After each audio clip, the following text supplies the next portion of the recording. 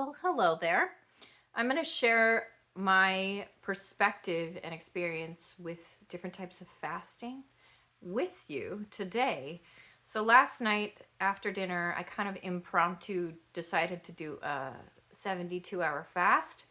Some people refer to them as water fasts. I'll get into that in a minute, but first, I'm going to give you some backstory. So, I first had an experience with fasting when I was like 19 years old. I was living in Salt Lake City, Utah, working at a coffee shop, and my manager, who was so sweet and cute and fun, I noticed she was drinking this weird liquid, and I was like, "What's that?" And she explained that she does this thing called the Master Cleanse I think she did it like every 3 months or something, which I feel like is pretty excessive. But I was curious and I tried it.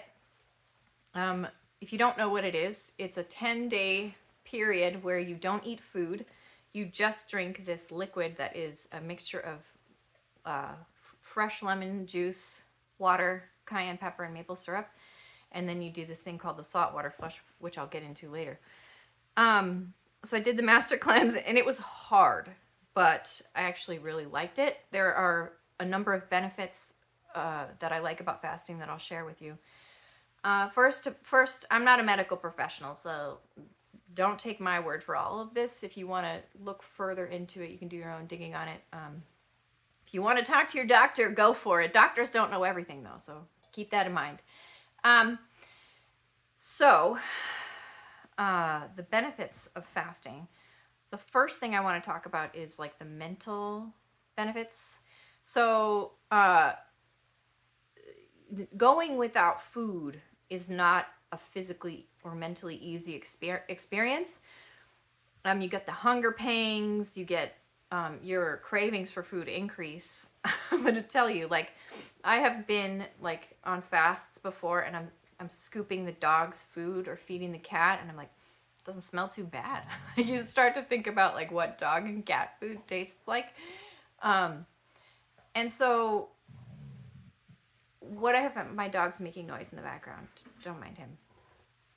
You get like this greater appreciation for food, and what I've also found is like a greater appreciation for the body and a greater attunement to the body as well. So what I often find is once I'm done fasting, I naturally gravitate toward healthier foods because you realize, I don't know, the mind body connection becomes strengthened, and you just intuitively start eating better afterward, or at least that's been my experience.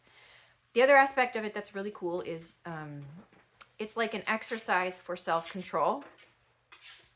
um, being able to go, your body is telling you, I want to eat this, but being able to abstain from that is a really good exercise in just strengthening your self-control.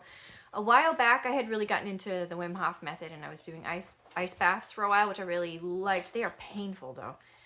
I feel like those are harder than fasting, personally.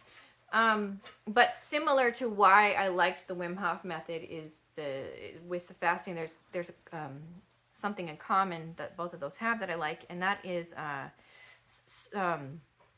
kind of like you can put it like increasing your pain tolerance or increasing your tolerance to discomfort, physical discomfort, because we know these physical bodies give us trouble from time to time. It's just part of being in one of these bodies. And so it's sort of like building those muscles, strengthening your, ability to, increasing your pain tolerance, increasing your tolerance to discomfort. So then the final kind of psychological, spiritual benefit to fasting that I want to talk about is, I don't know, it seems to be the case that it kind of increases your connection to the spiritual world. A lot of people have said that who are on the spiritual path, that they do fasting, and I'm definitely one of those people too. This is rooibos tea. I began my fast last night, so I ate dinner at 7:30, and I don't do the Master Cleanse just because with kids and responsibilities, it's really challenging to go 10 full days. So that's why for the last number of years, I try to do one 72-hour fast a year. For me, that feels like plenty. And so I was going to do it right at the beginning of January, but I didn't. I was like, no, I don't really want to this year. And I've had lifelong, for anybody who's uptight or squeamish, click out of this video now because I'm going to talk about poop and digestion. I've had maybe like IBS, really kind of undiagnosed digestive issues my whole life, like a really sensitive digestive system. And I eat pretty well. I'll have a treat from time to time, but generally I eat pretty well and take really good care of my body. So it's really frustrating that I struggle with these digestive issues. And lately it's been just not right. And so I was like, okay, I'm going to do a 3-day fast, because what I found for my IBS is it really resets the whole body, and it resets the digestive system and improves my digestion. So I'm going to talk about now a way that, so yeah, oh, I didn't finish what I was saying. So I do a 72-hour fast. So I finished dinner 7:30 last night. 72 full hours from that will be 7:30 on Saturday. And that's when I'm going to allow myself to eat. When I do eat, I take it pretty easy. You know, I ease into it, a little bit of fruit, some toast. You know, if you do a 3-day fast, I said do, grammatical issue. Do, and we're talking about do. If you do a 72-hour fast and you get to the end of it, I wouldn't recommend diving into a giant heavy meal or something with a lot of sugar. I'm only speaking from experience. It's not a good way to go. So, you know, you ease back into it. But so different people say different things on the internet about water fasting. I've done enough of this to tailor it to my own experience, and that's what I think is kind of the best way to do it. Do what works for you. And so for my 3-day period where I don't eat, obviously water, herbal tea. I do still in the morning have black coffee because it's just, I'm not going to not drink my coffee. Sorry, guys. And I'm not caffeine sensitive, so it doesn't really give me any issues. It's not like I'm drinking coffee all day, just like 1 or 2 cups in the morning to help me wake up. And so herbal tea, coffee. I do a low sugar kombucha too while I'm doing my 72-hour fast. Some people will be like, stop fasting. It is, trust me. You know, your caloric intake is almost 0 throughout those 3 days. There's not that many calories in kombucha, especially the low sugar version. And actually, the reason why I do that too is it really helps put good bacteria in the gut. I'm trying to heal my gut during these 3 days. And another thing that I will consume is water with a little bit of apple cider vinegar in it. Also good for the gut. And another thing that I do to help with the cleansing process and with the digestive healing process during this 3-day period is, okay, so I learned about they call it the saltwater flush on the Master Cleanse. And it's 2 level teaspoons of natural sea salt or pink salt. All I buy is pink salt, so I use the pink salt. And a quart of warm water. And in the morning, by the way, if you're going to do this, don't have anywhere to be for a while because you might poop your pants. Sorry, but it's true. And you drink it really, really quickly in the morning, and it will clean everything out. It is miraculous, and you have to be close to a toilet because it'll catch you off guard. And you don't want to be caught in that kind of a position. It's not very fun. So that is a really good way to clean your system out. Fasting is not for everyone, but if you're still watching this video, you're probably interested in fasting. There are contraindications to fasting. Like if you're underweight or like close to underweight, I would not recommend fasting. If you are pregnant or breastfeeding, all the years that I was pregnant and breastfeeding, I never fasted. That's not something you should do, I don't think. If you're a kid, I wouldn't recommend fasting. Your body's still growing. I mean, I'm not really 100% sure on that as far as whether you're a kid. I mean, I was 19. I was technically a kid when I first started fasting, but my body was done growing. So yeah, use your discretion, judgment, maybe a little bit of help from medical professionals if you feel that's something that you need. There's probably other contraindications to fasting out there. But if you're otherwise, you know, healthy, adult, not pregnant, not breastfeeding, and you're curious, I would totally recommend it. So I feel like I've talked about the process. Oh, one thing I forgot to mention, and if you're doing the saltwater flush, this isn't going to be an issue for you. But if you're not doing ooh, so many things coming to my mind all of a sudden. So senna is an herb. I like teas and different things for medicinal uses, and you can get this tea called Smooth Move tea or senna, which is the herb in the tea.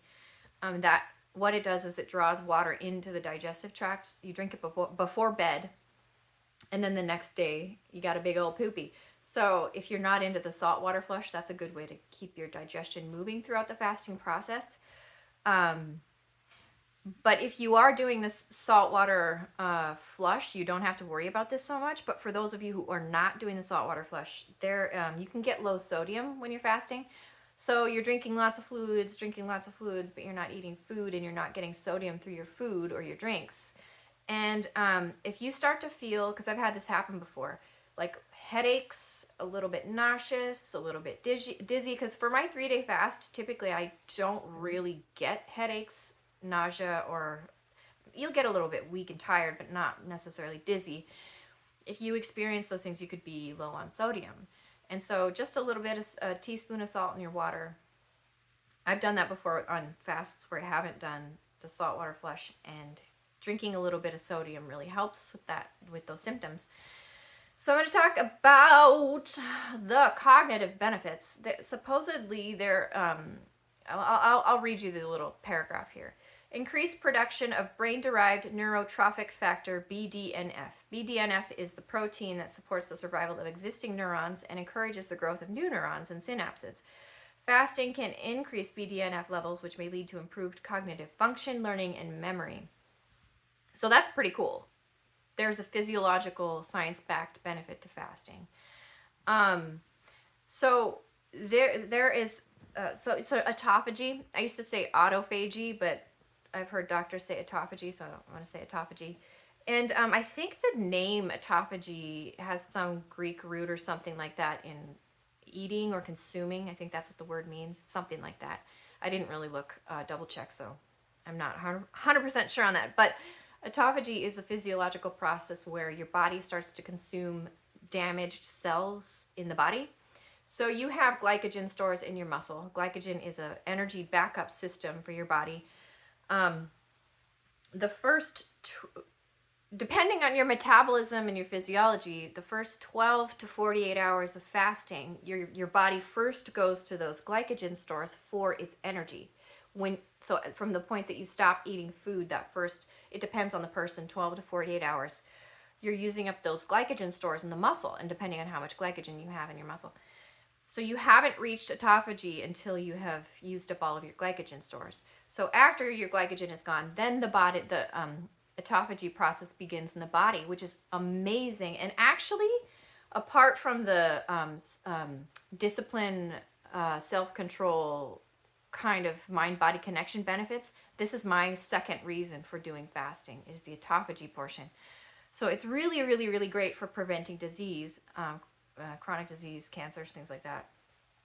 Your body is literally consuming and processing out, eliminating those cells in the body that aren't quite working right.